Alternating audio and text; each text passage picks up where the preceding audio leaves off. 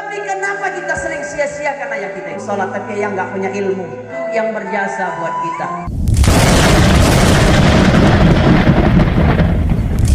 Yang memberi kita kerjaan, ada orang ngasih kita uang, kita rela cium tangannya, kita rela anggap dia luar biasa, bahkan kita cium kakinya. Ayah kita ngasih kita lebih daripada itu. Tapi kenapa kita sering sia-siakan ayah kita itu? Bapak Ibu, dulu ada kisah yang luar biasa. Ada seorang anak kecil yang selalu dibawa ayahnya salat subuh berjamaah. Ada anak kecil yang selalu dibawa ayahnya salat subuh berjamaah. Ketika masuk waktu azan subuh, ayahnya azan. Siap azan, mereka salat jamaah, kemudian pulang. Ayahnya bilang apa? Nak, ayah kepingin jadi imam salat, tapi ayah nggak punya ilmu.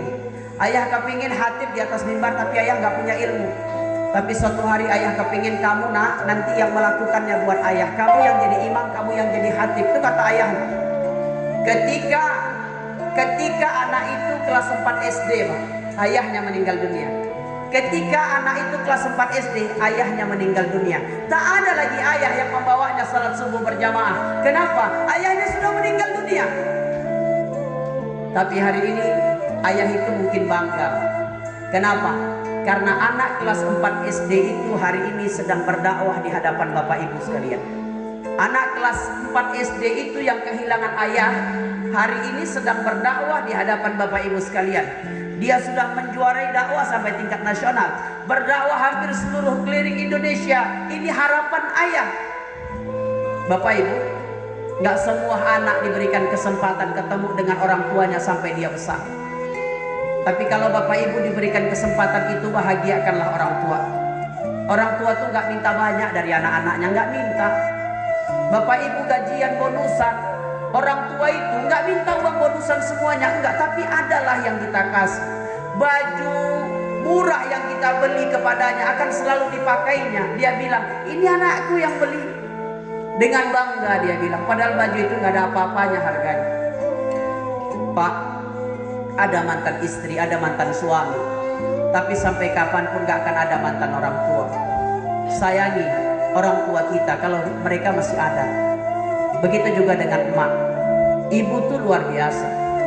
9 bulan kita menumpang di rahimnya.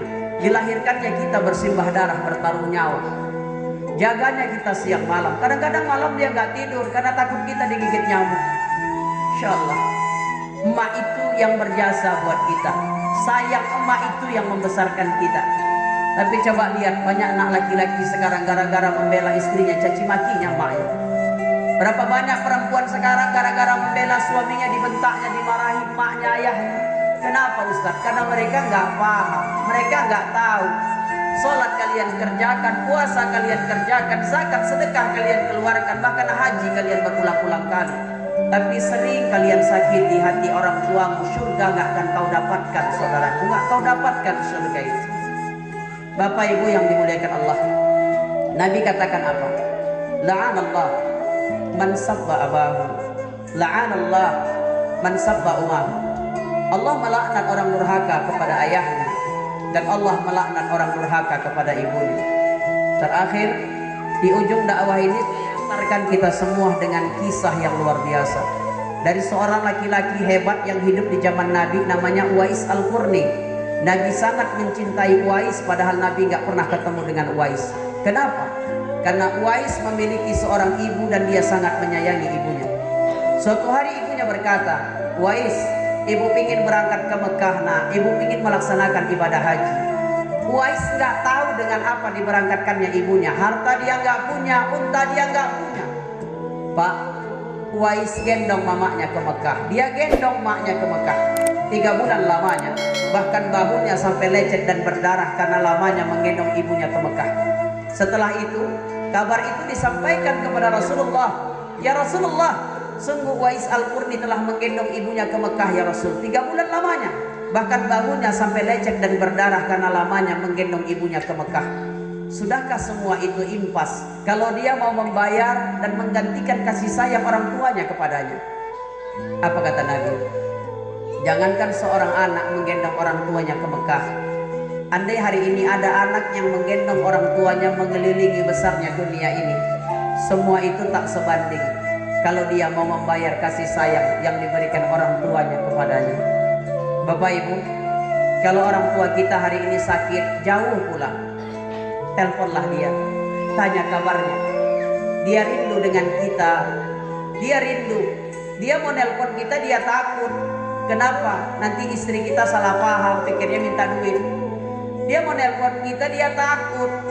Nanti takutnya suaminya marah karena mau membebani istrinya. Telepon dia. Tapi kalau hari ini orang tua itu ada di hadapan kita, ya Allah, rawat dia, sayangi dia, cintai dia. Rebutanlah dengan saudara-saudara kita yang lain merawat orang tua, seperti kita rebutan dulu waktu kecil. Ingat waktu kecil dulu kita dengan adik kita, dengan abang kita, dengan kakak kita rebutan. Ini mamaku, ini ayahku. Tapi kenapa udah besar, mak datang ke rumah kita numpang tidur saja berat kita rasa. Mak, jangan di rumahku lah, rumahku kecil. Mak, jangan di rumahku, aku sibuk. Mama di rumah adik aja, mama di rumah kakak. Bapak Ibu, Nabi katakan, ridallah fi ridal walidain, wa sukhullah fi sukhil walidain. Ridhonya Allah itu ada pada ridhonya kedua orang tua, murkanya Allah ada pada murkanya kedua orang tua. Sayangi mereka selama kita masih bertemu dengannya. Nanti kalau mereka sudah tidak ada, air mata yang banyak gak ada gunanya. Rumah yang besar kita bangunkan gak ada gunanya. Uang yang banyak yang kita kasih gak ada gunanya.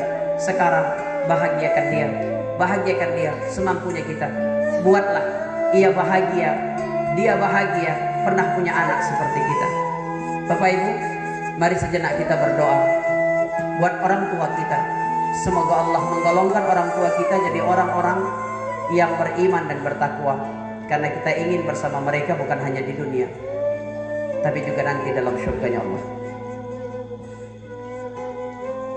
A'udzu billahi minasyaitonir rajim. Bismillahirrahmanirrahim. Alhamdulillahirabbil alamin. Wassalatu wassalamu ala asrafil anbiya'i wal mursalin wa ala alihi wa ashabihi rasulillahi ajma'in. Allahumma ighfir lana dzunubana wa liwalidayna warhamhuma kama rabbayana shaghira. Ya Allah, kami semua yang ada di sini adalah anak yang lahir dari rahim seorang ibu, besar karena cinta dan sayang seorang ayah. Ya Allah, kalau hari ini ayah mak kami telah kembali kepadamu, ya Allah. Ya Allah, ampunkan dosa-dosa mereka, lepaskan siksa kuburnya, dan letakkan mereka di tempat-Mu yang paling indah. Maafkan dosa ayah kami, ya Allah. Mungkin tangannya pernah mengambil yang haram, tapi ingin memberikan sesuatu yang kami minta. Maaf.